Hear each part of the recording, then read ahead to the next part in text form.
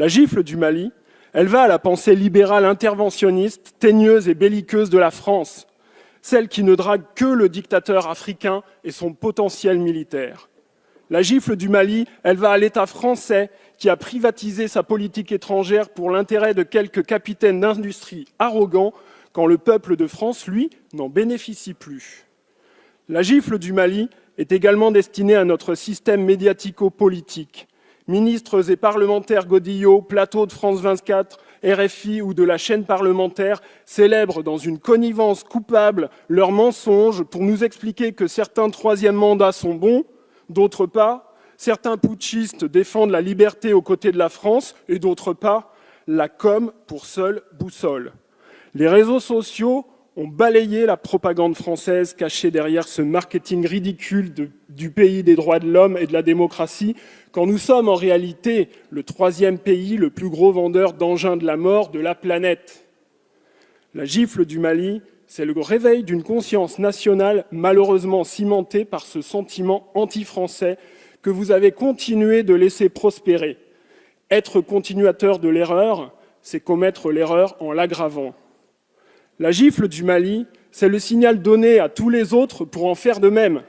Tchad, Niger, Burkina, Mauritanie, Sénégal, Cameroun, Côte d'Ivoire, Gabon, Congo viendront à leur tour. Mais pourra-t-on leur donner tort ? Notre mauvaise malice en Afrique a une histoire coloniale.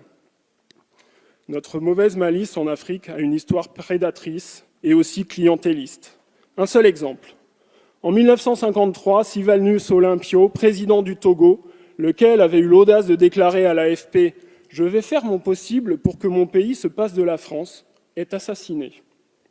Et depuis, la France exerce une pression violente, ultra-violente et constante sur le Togo, toujours dans le camp du dictateur, toujours avec l'oppresseur, toujours contre le peuple togolais. Rien d'étonnant à cela. Plus la France s'adresse à un petit pays, plus sa prédation est immense. La gifle du Mali, c'est aussi la seule réponse possible d'un pays digne face à la tragique erreur française du 3 janvier 2021. Cette frappe aérienne conduite par l'armée française qui a tué 19 civils réunis pour un mariage à Bounti.